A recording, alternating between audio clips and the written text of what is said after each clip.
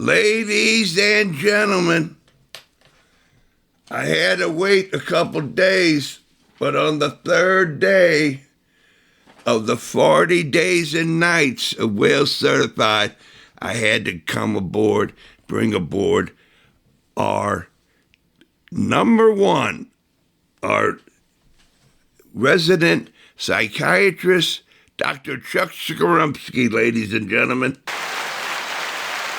Well, hey, Kevin, thanks. It's great to be here with you again.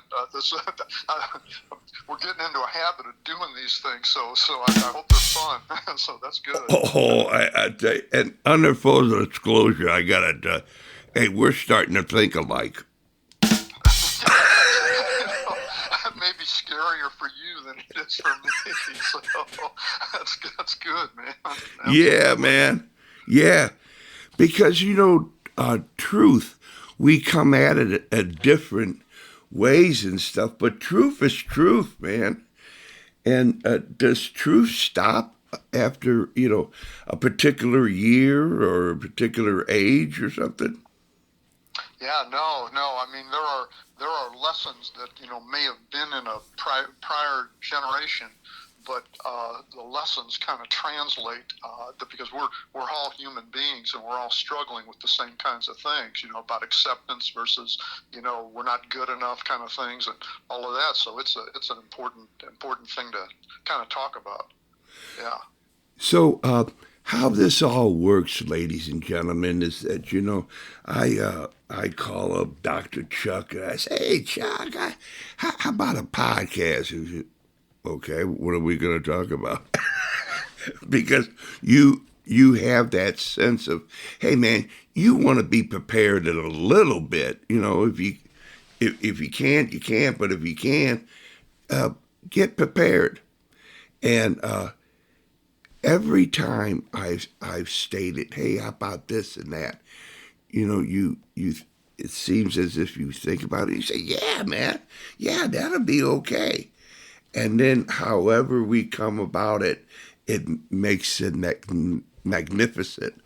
And I don't want to go out on the on the ship out there on the plank, but is that basically how a lot of stuff in your research and so forth has done for you in your life?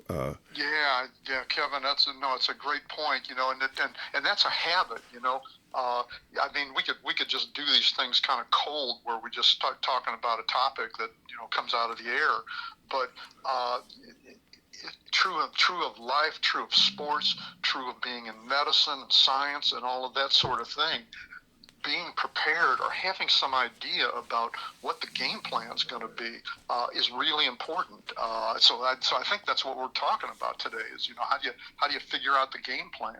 For things that you want to do, and you're not sure how you're going to accomplish them and things like that. Yeah. And so what we came up with is said, hey, how to be a walk-on, and we both have history about being a walk-on. Now, when I came on walk on, they said, hey, keep walking. But when you walked on, they said, hey, Chuck, welcome, And so that, and what, it's not over like high school soccer. It ain't over, man. And if you're not playing high school, you play, and you didn't get, with the college, you get a scholarship, they call walk-on. And professionals in all sports, sometimes, hey, I'll see what you got, but I don't have it right now. And you walk on, we just found you a scholarship. There's all that to say to the person, and we're going to say it to that person through our own examples and scientifically. Hey, man, it ain't over. A young man or woman, it's not over. It's not over until you say it's over. Yep. No, I think that's really correct, Kevin. And this topic, so there are some kids that are recognized very early. Like if we just take soccer as the example, even in academics, but soccer, we're focusing on sports. So a soccer player, some of them are recognized by the time they're 12, 13 years old, maybe even before that they're really good players and everything, and they're kind of groomed to be that kind of player and everything. Now, I've seen enough of those individuals who don't make it as players to know that that's not a stamp that it's all going to work out. And then one of the wonderful things is that kids mature as they go through late grade school and high school and adolescence.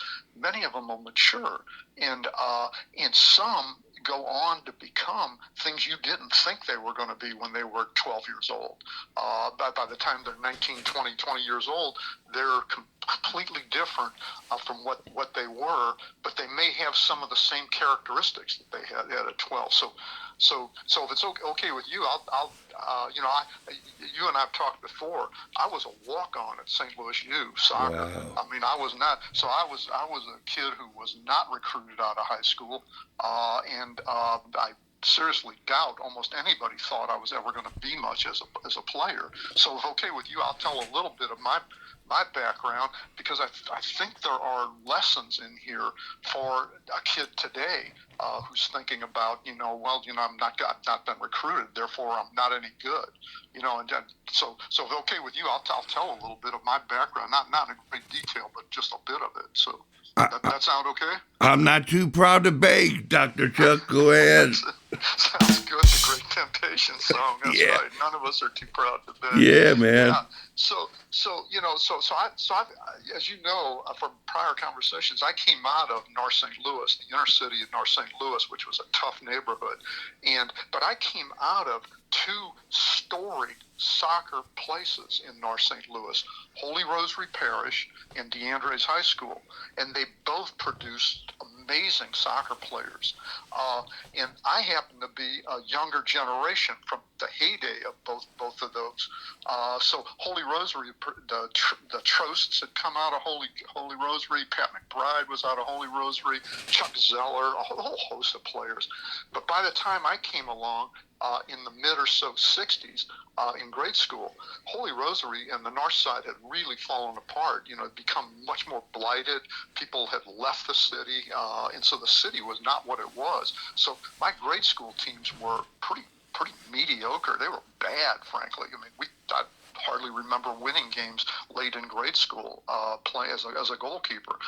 So I then go off to DeAndre's High School, which was a storied place to produce soccer players. Matter of fact, when I was a freshman at DeAndre's, I didn't make the varsity. I was like a 5'4" freshman, high school, and a skinny kid to boot, and thought I could make the varsity team. Well, of course, I got cut. But that team that year had great players, Mike Siri, Joe Wright, Bob O'Leary, and players that were older, and they actually won what was the equivalent of the state tournament that year. It was called the district tournament, because really everything was in eastern Missouri, out of St. Louis, and soccer in Missouri at that point. And it was great. I mean, it was amazing to see. But by the time I come along and got big enough to be a player, which was my junior year of high school, DeAndre's had been decimated of soccer players. As a matter of fact, I've counted 10 or 11 individuals who were in DeAndre's in my freshman and sophomore year who were gone by the time I was a junior, or they couldn't play anymore. So DeAndre's was an okay soccer team, but was not really that good. So again, I was like a young player on that team and was growing. So I had grown from 5'4" to like 6 foot by the time I was a senior in high school, 6 foot, 6'1", and that made a big difference. But I still didn't get recognized because we weren't really a very good team. So what do I do? So I do really well in high school academically. So I'm ranked very high in my high school class, and I get academic scholarship offers to go to different schools on academics. One of which was St. Louis U, which is a place that was storied for soccer, as I think everybody in this audience knows. But I wasn't recruited by St. Louis U, so I'm naive kid, North St. Louis. I don't know what I want to be when I grow up. And what do? I don't take an academic scholarship. I decide I'm going to go to Forest Park Community College, and I'm going to see if I can be a soccer player with some of my friends. So my family's appalled by this. My sister and my high school principal, they're all appalled that I don't take an academic scholarship and just go and study in college. But so I end up enrolling and going to Forest Park. I stayed there for about 1 month. And was a soccer player at Forest Park. And this is going to sound crazy, but that 1 month experience at Forest Park changed my life. Wow. It changed me as a soccer player. And again, this, like I said, I think there's lessons for other young players who aren't recruited in what happened to me. So I go to Forest Park and I meet some really interesting guys. I've mentioned one before, Oscar Arroyo, who came from the Latin American community in St. Louis. And they think I can play at Forest Park. Oscar recruits me to go play for the St. Louis Kickers in the St. Louis League, which was the premier amateur league, it's almost ex-pro league, kind of in St. Louis kind of at that time. And I'm 18 years old at the time, by the way, and most 18-year-olds are still playing junior soccer. I'm playing in the senior men's league. And Forest Park, I played about four or so games for in the preseason and early season. And two of the games were at Quincy College, which was the best NAIA school in America at that time for soccer. And Jack McKenzie, the coach up there, sees me get my brains beat out in 2 games against them, but thinks I can play. So what happens is McKenzie's going to keep an eye on me at Forest Park and then see if I want to come to Quincy kind of later. I didn't know any of this, by the way, at the time. So what happens to me is my family, my sister, and my high school principal rail on me. They come and literally drag me to go to St. Louis U and say, take the academic scholarship, don't go to Forest Park. It's not going to help you get places. And, and this is not deriding Forest Park Community College because I loved what happened to me at Forest Park, but I go, okay, you're probably right. I probably should go to St. So I end up taking the academic scholarship and going to St. Louis U, maybe a week late to start the semester, actually. And what ends up happening to me as a soccer player is that I go join the Kickers with Oscar Arroyo in the group. The Kickers were probably the worst team in the St. Louis League at the time. I mean, I don't think, Kevin, I don't think we won a game the entire season for the St. Louis Kickers. But along the way, the guys on that team, and I think I was the only American-born player on that team. There were players from Latin America, the old Yugoslavia, and several German players were on that team. You may remember the Kickers were a German team at one time in St. Louis. Right. So we're not a very good team. We're incohesive. It's but I'm learning as I go. Some of the players on the team think I can play, and they arrange for Mike Kalichinen from the St. Louis Stars, Wow. he was a defender for the St. Louis Stars, to come to practices to train me.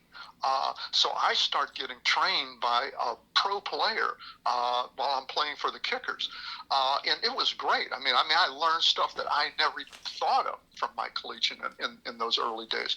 So anyway, long story short, the Kickers season is horrible. We're now 6 months into it. We're probably in March or so of that year. And I'm talking to myself every Sunday about quitting because I'm tired of getting beat up and the games aren't winning. And I'm splitting time with another guy who was a really good guy, but, was an older guy, a goalkeeper. And I was perfectly happy, except getting your brains beat out every week is not any fun. And it's kind of embarrassing, right? I mean, because you're playing against people that you knew from high school and stuff like that. Well, on one Sunday, the Kickers are playing a team called Bilgier Chevrolet that you may know, Kevin, and may remember. They were really good in the St. Louis League, and they had players who were on the Olympic team. One of them was their goalkeeper, Jack Bell. So they were an upper echelon team in the St. Louis League. And what ends up happening is I start that game and shut them out in the first half. Wow. Well, the second half, as we usually did, the other goalkeeper was going to play. And I was okay with that. I was 18 years old, and I thought, well, it's great that I'm just playing. Well, At halftime, Sal Noto, who's there for the game, Sal Noto was the coach of Stag, who was also had become a good team in the St. Louis League.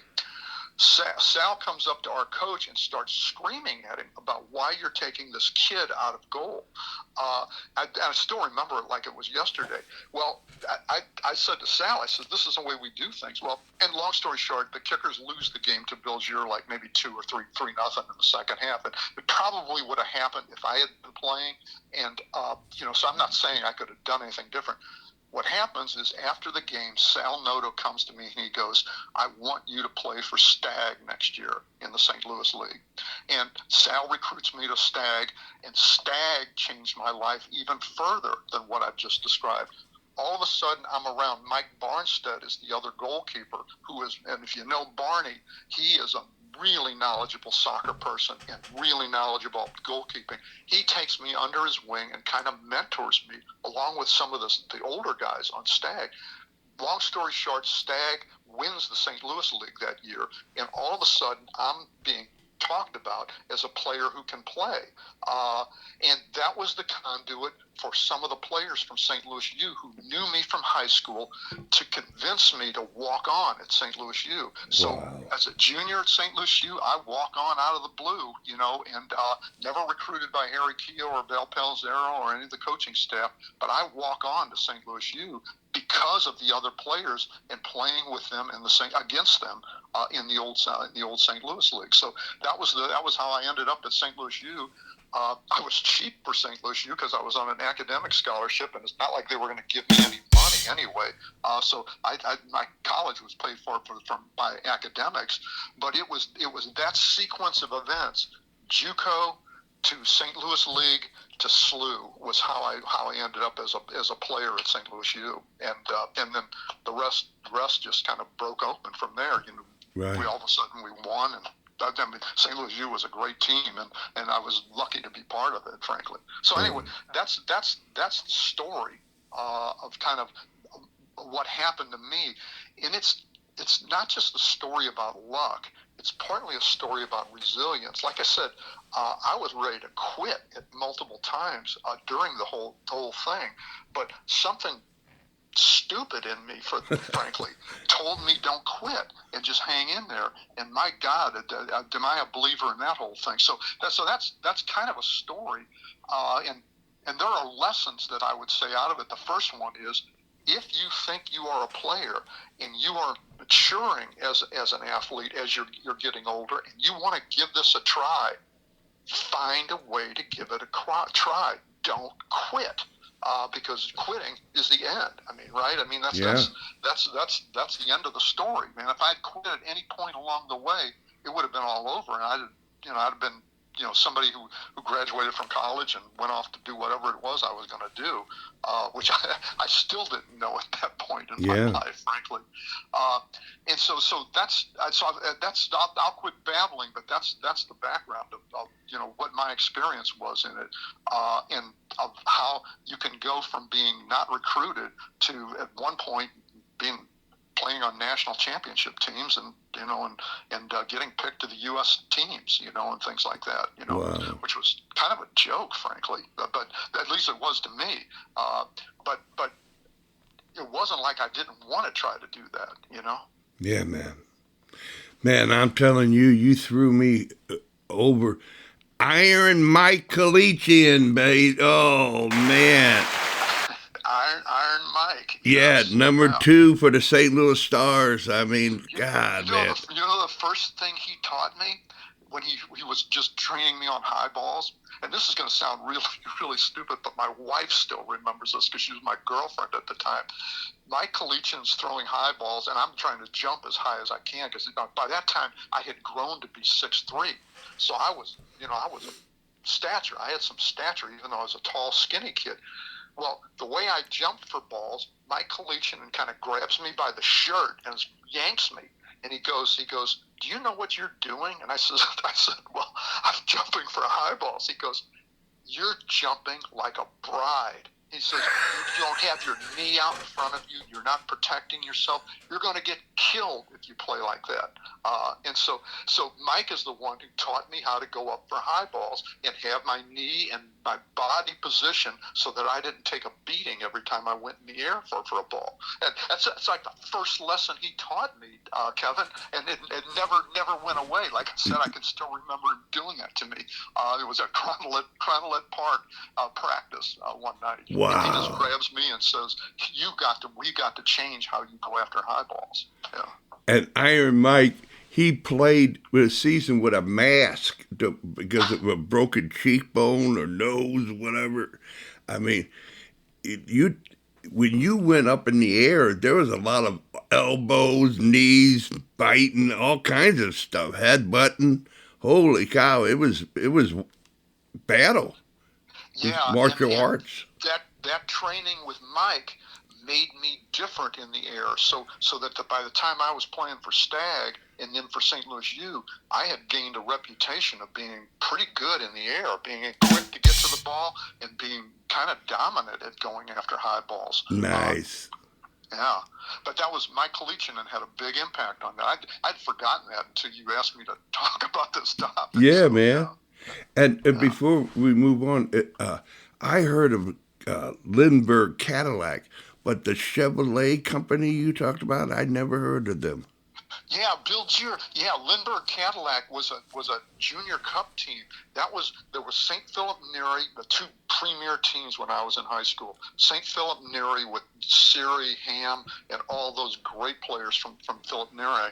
And then the north side had a collection of other players who ended up on this team called Lindbergh Cadillac. And that was Joe Wright was on that team. I think Bob O'Leary was on that team.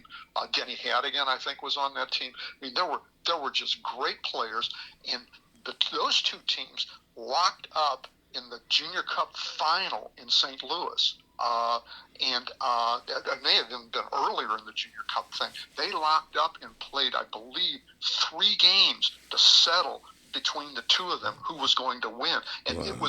that was the national championship games being played because Neri ended up winning that and went on to be the Junior Cup national champion that year. But Lindbergh Cadillac was in the same game. It was a matter of who got the goal at the right time that was going to win that game. Wow.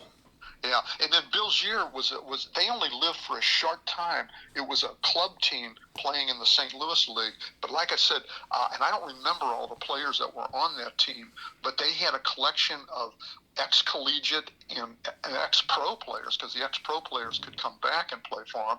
And then, like I said, I knew they had a goalkeeper from the Olympic team, Jack Bell, and they were considered a higher level team in the St. Louis League at that time. Now, is Jack Bell any relation to Rich Bell? I don't know. I don't know Jack at all, Okay. other than knowing who he was as a player and kind of being, as a kid, 18-year-old, and kind of in admiring kind of what he was capable of doing. He was a really good athlete, from what I remember. I'll be okay, Chuck. So now, you got the car, man. You're behind the wheel. We'll go with you. What do you got? All right. Well, so out of the lessons out of this thing, as I think about it, is the don't quit is the biggest one. Which is if you have a belief in yourself, and sometimes you may need others, and I'm going to come to that in a minute, to help you believe in yourself. Because honestly, I had no reason to think I could play. I was okay, but I was not better than that, frankly. So believing in yourself is a big part of it. And then the other lesson in this is keep playing. If you think you can be a player, keep playing. And it doesn't matter if you're not on the best of teams. If you can play, somebody's likely to see you play. Like I said, I don't think the St. Louis Kickers won a game that whole season I played for them. But out of the Kickers, some people recognized me and thought I could play, and they helped me become a better player then because I kept hanging in there. So don't worry if you get beat in games and things like that. Just go out and play as hard and as well as you can. train as much as you can with people that have the ability to teach you all. Mike Leachinen had ability. Mike Barnstead had a lot of ability to help me. A guy who played for Stag, who was out of Holy Rosary Parish, but wasn't a goalkeeper, was also a big help to me. The guy's name was Eddie Clear. Oh, wow.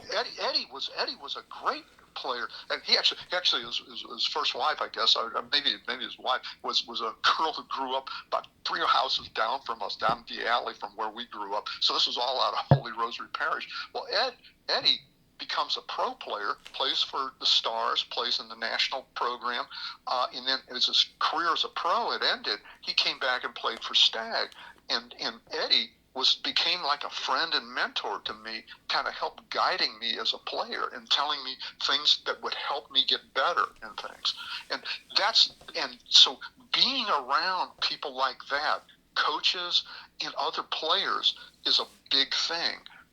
And people who you end up believing they're not in it for themselves. They're in it to see you do better as an individual. Because in effect, if I play better, they all play better in some ways, right?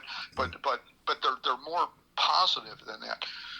You know, Kevin, you may be. I think you're really aware of this because you're so in tune to what happens in soccer in St. Louis and goalkeeping. Have you seen the article by Roman Berkey about, and it's called something like, I have to remember what the title is. It's called something like "Talk to Someone, Anyone" is the title of the article. I learned about this about a year or so ago from my daughter-in-law, who we have a grandson who's in the Scott Gallagher program, he's a fledgling goalkeeper at this point. He reminds me of myself. He's not quite there yet. He's going to be a tall, gangly kid. He's going to have significant size, but he's really, he's learning to be an athlete. Well, Tim Cashel, who was the coaching director, goalkeeping director for Scott Gallagher at that time, sends this article to the goalkeepers from Roman Berkey, and my daughter-in-law sends it to me. Well, this article is beautiful. If you are any kind of player and still thinking about your career and whether you can be a player, read the Roman Berkey article.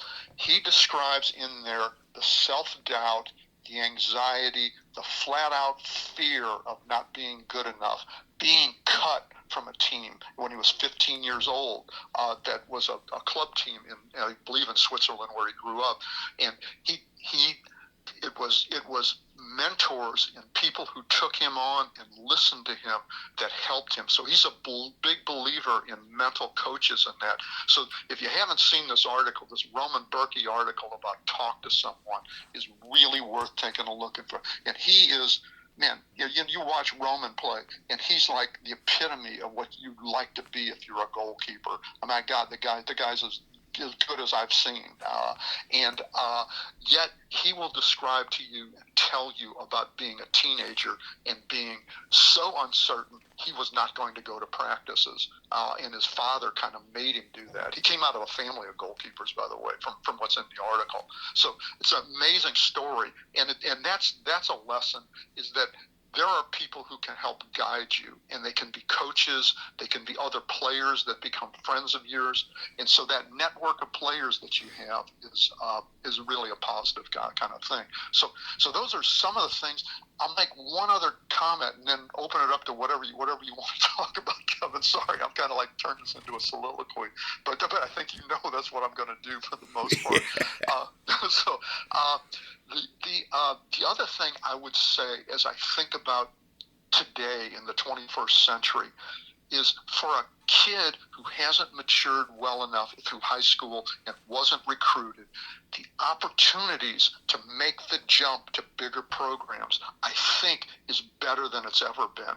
And what I'm referring to is the college transfer portal. So now, if you're a kid who has got some reputation, maybe you're just growing, maybe you're like me, you don't grow. I didn't grow to be 6'3" till I was a freshman in college. I mean, that's where I gained the big height that I had. And a kid's growing, you can't always tell how good they're going to be. But if you go to, say, a junior college, that was my lesson, or, for example, an NAIA school, which is, the second, so-called second tier of college sports, but pretty good programs out of there. Quincy College was a great NAIA team in its heyday. I mean, my God, that they won multiple national championships and had great players playing for them. Those are conduits that can springboard you to Division II, Division III collegiate teams by picking up a reputation, like I picked up a reputation in the St. Louis League.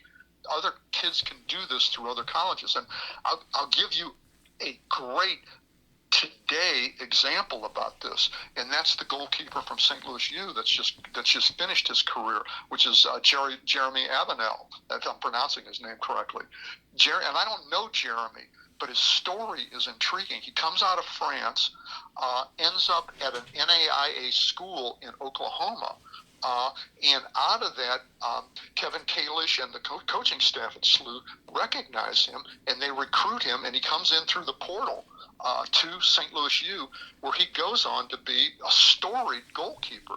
And mind you, Jeremy, and I'm not trying to be derogatory, but Jeremy is undersized for a modern goalkeeper. He's about 5'10", 5'11", or something like that, which is undersized. I'm like 6'3", and I'm probably considered a small goalkeeper today. But Jeremy was undersized, but he's very quick. He's very intelligent. We watch him play. He reads the game incredibly well. He goes on, long story short, he goes on to be a division, takes St. Louis U largely because his goalkeeping is one of the big key things for them. St. Louis U becomes a Final Four NCAA Division I team this year. They lose in the semis to North Carolina State, but Jeremy's ability to stop penalty kicks carries SLU through multiple games.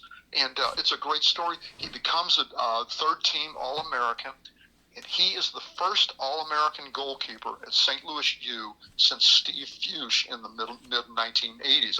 Steve was a player I was fortunate enough to have coached when he came into St. Louis U. Steve was an amazing talent. Well, Jeremy is the first All-American goalkeeper from St. Louis U since Steve Fuchs.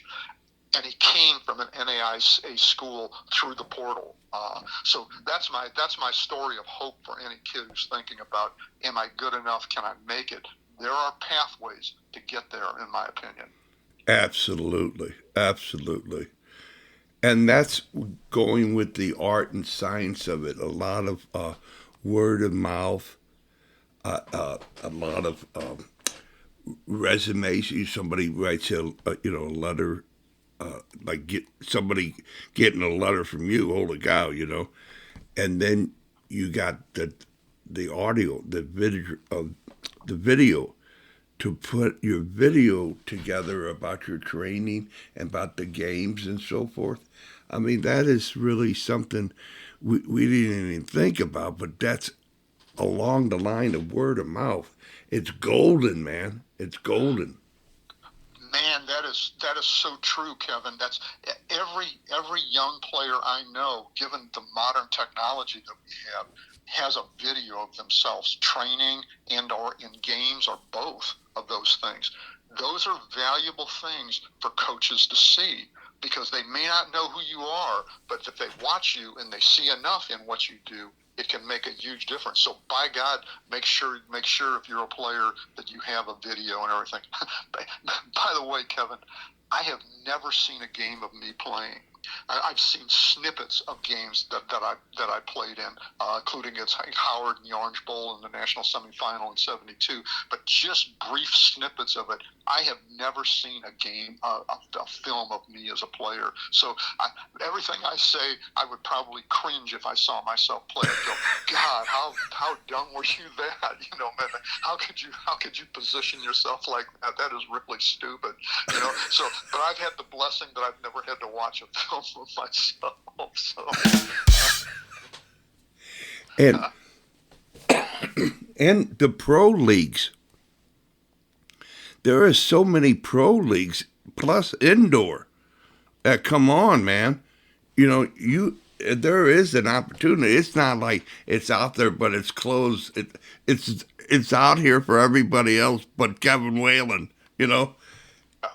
Kevin, go out, do the deal. If you want to be, and that is the beautiful stories of South America, anywhere in the world what we're talking about is what they're experiencing also. Yeah. You know, Yep. I mean, so very few ever have the groom all the way up. You know, it's you got to get a little dirty.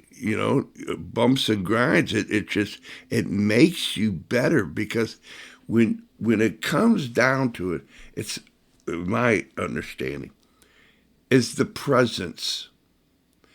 And if you don't have it, like I let me tell you, I would think that by just the presence of someone, you can say they have a tendency for mental illness and emotional insecurities and so forth.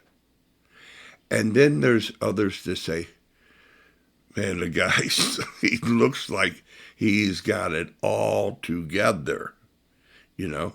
And it's not 100%, but somebody, a goalkeeper, having that presence, it's not just that they look in the mirror and practice that. They really have done something. And that self belief became a self reliance to be in the arena to say, I'm here. I'm here, baby. You know? And you bring yourself everywhere you go. And correct me if I'm wrong, but I would think, doctor, over your career, when you walked into a seminar or you're going to make a presentation like a TED talk or something, they said, "Holy cow! Like, let me check this, Dr. Charles Zorumski. Holy cow!" I mean, you make a presence, and then you close the deal because you have that preparation, you have the uh, the knowledge to make it happen.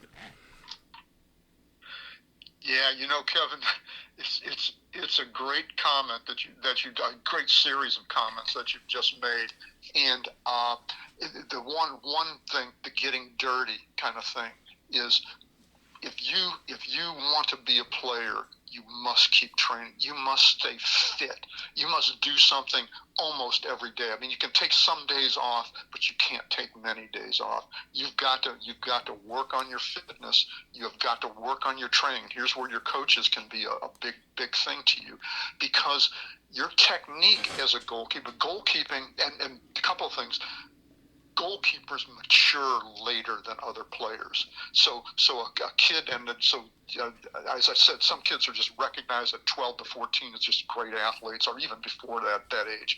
But goalkeepers will mature somewhat later, and their brains really mature somewhat later.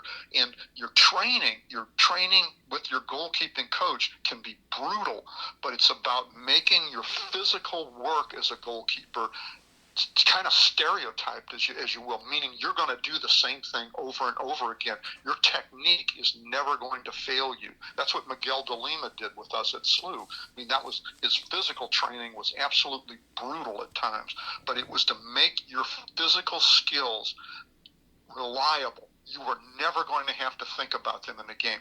And that means that in a game, you can use the most important thing a goalkeeper has is their brain. If a goalkeeper doesn't have a brain, I don't care how athletic they are, they're going to make dumb mistakes and get themselves into trouble and their teams into trouble.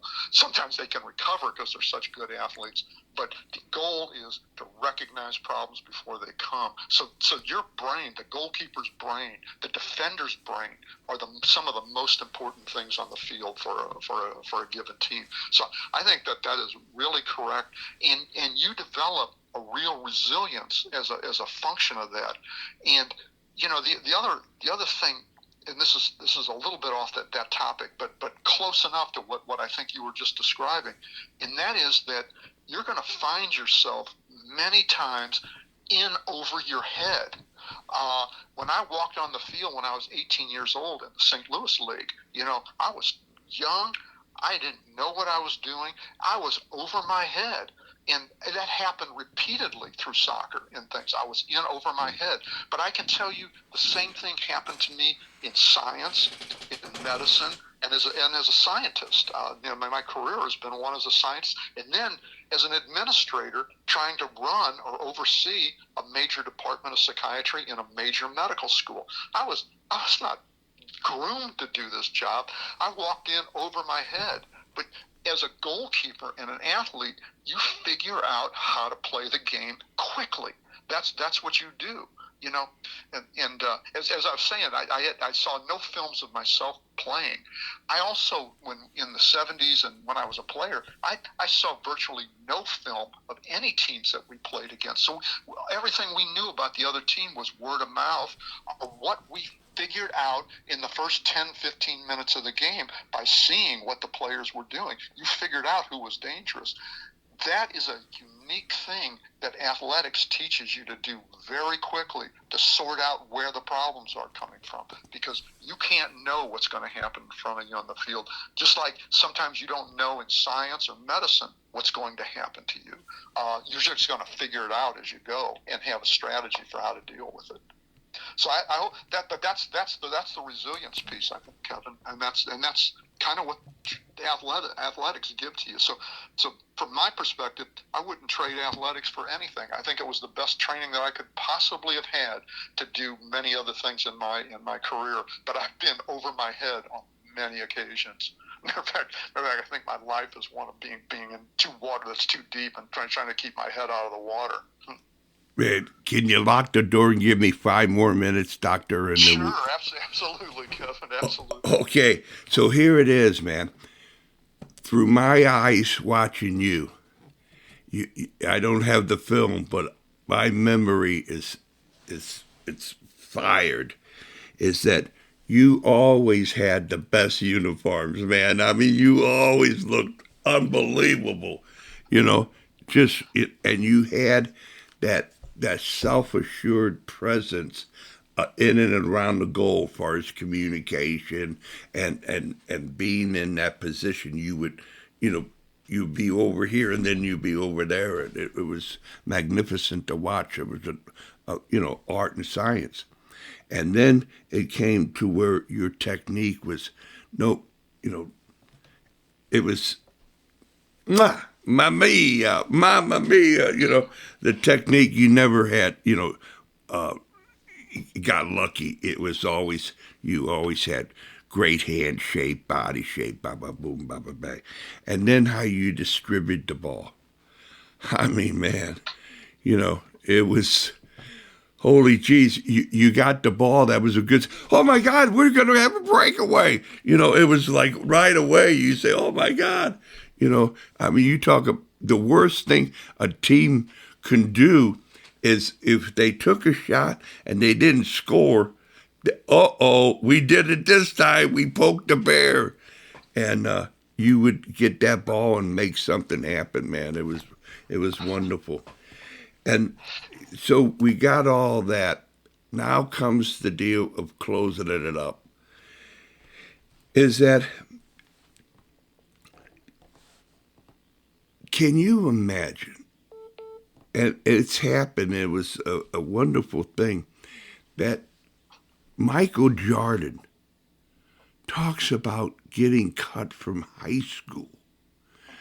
That it really worked on him to be able to do things in the future that most people wouldn't have done had they not had that dirt spot from that time. It was, they embraced their unworthiness, or their they didn't think they were good enough or overhead. They embraced it, and they nourished it.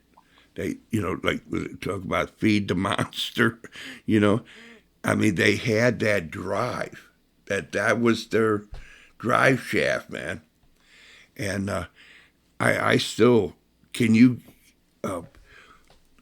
close it up? But far as a special favor to me, is there a time that you had a similar TED talk, like when you carried that flag down in Brazil with the Billikens? That was quite a moment. Do you have a moment that everybody stood up and applauded Dr. Chuck Zorumski? Wow, Kevin, those are great comments, and I need you as my PR person. I mean, you said more positive things than I'd ever think about what I actually did. But what's weird is in the game, my brain was so intensely focused on the game. Mm. And you may remember this about me, and I'll tell you a brief story about playing against Big Four when I was playing for Stag. Uh, uh, I was notorious for talking loudly all the time. I learned that, by the way, from Joe Wright when I was like a junior and senior in high school. He says, you must talk. You must talk to the players around you. So I got really good at recognizing pattern recognition of where problems were happening on the field. So I never yelled at my own players because I never felt like I belonged on the field with them, and they were all working their rear ends off to make me okay. But I would yell at them all the time about where I saw the problems coming, where I saw the open space kind of on the field and things. And that was probably one of the biggest contributions that I could make. And I was when the ball goes forward for us out of our defense, the players must move up, or else you create these gaps that end up eating you alive defensively. And I was always pushing the backs up and talking to them all the time, loudly on the field. Matter of fact, the comment I was going to make is that I later played for Big Four, and this was Stag against Big Four. Tommy Howe, who was a great player and a great coach, and one of the people I always admired. Tommy was on the bench at that point for Big Four, and the game had started, and Tommy looks at one of the other players on Big Fours, and he goes, who is that loudmouth playing goal for Stag?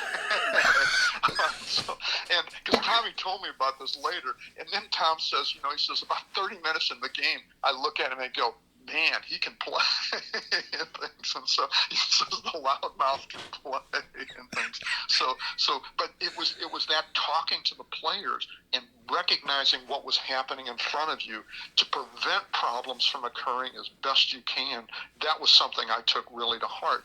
And in a game, I never knew. I knew if I made a save, I knew if I gave up a goal and things like that. But people tell me that in the game in Bogota, Colombia, the lost 2-0, they said at one point I got a standing ovation from the crowd. Kevin, I don't even remember that. I don't even know that. Yeah. Another time when the first international game I played for the Olympic team, we tied 1-1 against Japan. In Japan, and next thing and they were way better than we were, as a team. But the game ended up, we had a 1-0 lead, and I swear we were going to play long enough until Japan tied the game. So finally, they tied the game in about the 100th minute on a dead ball from right inside the D, right? That's so almost straight on right inside the D. The guy buried the free kick, tied 1-1, center off, and that's the end of the game. Well, we go to the ceremony afterward, to dinner with the players from Japan and everything, and somebody, the Japanese team, hands me a dozen roses. Wow. Man, I was like blown away by the thing because they thought I was the player of the game and things like that. And I would have never told you that when we were on the field. I had no idea what I had done, and things. And just thank the players who were around me for not leaving me out to dry. Yeah. So I great things like that happen, but it's only in retrospect that you go, oh wow, that really happened. Because during a game, I never recognized any of it, because every time it was more back. The focus was on where the ball was and how we were going to get into trouble. Wow, baby. Whew, man. Well, ladies and gentlemen, they always say good things got to come to an end. Well, it's not the end. It's only till the next time. And yeah. So, Dr. Chuck, can you close us out of saying whatever you want to say to who you ever want to say it to, for as long as you want to say it for? Yeah, Kevin, I think I love that you do this because it gives you a chance to think about when you've done it once. You know what's coming. You can think about it a bit. Well, I would think I listed multiple people in this conversation, and those people saved my life. So They believed more in me than I did in myself at various times in my career in my life. And I've had people like that through medicine, science, administration, things like that. And I just owe them all a great debt of thanks. And then I'll end this one with two walk-ons at St. Louis U from the same year at St. Louis U. And this was the 1991 SLU team that had Brian McBride, Mike Sorber, that went to the Final Four and lost in overtime to Virginia, as Virginia was on their way to win started Virginia to three straight national championships. So that 1991 SLU team. The two principal goalkeepers on that team were both walk-ons. One is one of my favorite players of all time, and that's Jay Zaber. Jay was a high school basketball player, played some soccer, but Jay came to St. Louis U and trained himself into being a goalkeeper. He did anything I asked Jay to do, he did. So he's like one of my inspirational idols because he became a really good goalkeeper by working at the game and by being who Jay really is and what his brain really is like. So Jay is a one. Unfortunately, Jay got hurt during that season. After we won a big game, Jay suffered an injury that took him out for the rest of the year. The second walk-on that team was a guy who was technically a freshman, but they considered him a sophomore based on the number of hours he had from high school, was a guy named Sean Fogarty that many people may not have ever heard of. No. Sean had to step in for Jay. Jay was about 6'2" or so he was a good-sized goalkeeper. Sean was a 5'10", 5'11", walk-on player out of Chicago, and he had to step into the lineup starting as we hit the NCAA tournament, and Sean was the goalkeeper that got us to the Final Four. I mean, we had great players around him and everything like that, but Sean was undersized, but had the heart of a lion, and he carried us as far as he could. We ended up. It was the Virginia game. We had a 1-0 lead until I think it was a 2-1 lead until about 90 seconds were left in regulation, and Virginia just kept thumping cross after cross after cross into the box, and finally scored to make it 2-2. And then in overtime, they eked it out and beat us 3-2. But I'd never forget Sean and his how strong he was and how much heart he had in that game. So I thank Jay and Sean as two fellow walk-ons at SLU who really had an impact on the game and SLU's history as a soccer program. So anyway, Kevin, those are some people I think about. Man, whew! What a life to be thinking about those guys, man. I mean, it can't be. I mean, what an inspiration I know Jay. He's really something, man. And he's a focused guy. When he looks at you, you go, ooh. Jay, that's right. If Jay looks at you and tells you something, man, you know it's true. Yeah, man. That's Jay, man. Man. Yeah. So, man, Sean Fogarty, wow. Well, I hope to meet up with the lad. Yeah. I don't know where he is, and he never came back to play again at SLU. I think the what he went through as a young player, I think he just went back to focus on his studies, and as I recall it, he never played for SLU again after that. But he was instrumental. He was the goalkeeper who was playing for us in that NCAA tournament run. Yeah, man. Okay, then. So, whew. Man, doctor, we did it. We may have killed your audience. I hope this helps somebody as they're thinking about their life. And by all means, if you don't like anything I said, read what Roman Berkey has written. Man, there's a guy that's got it all, that is it all, and he will tell you what it's like to be nervous, anxious, and not sure.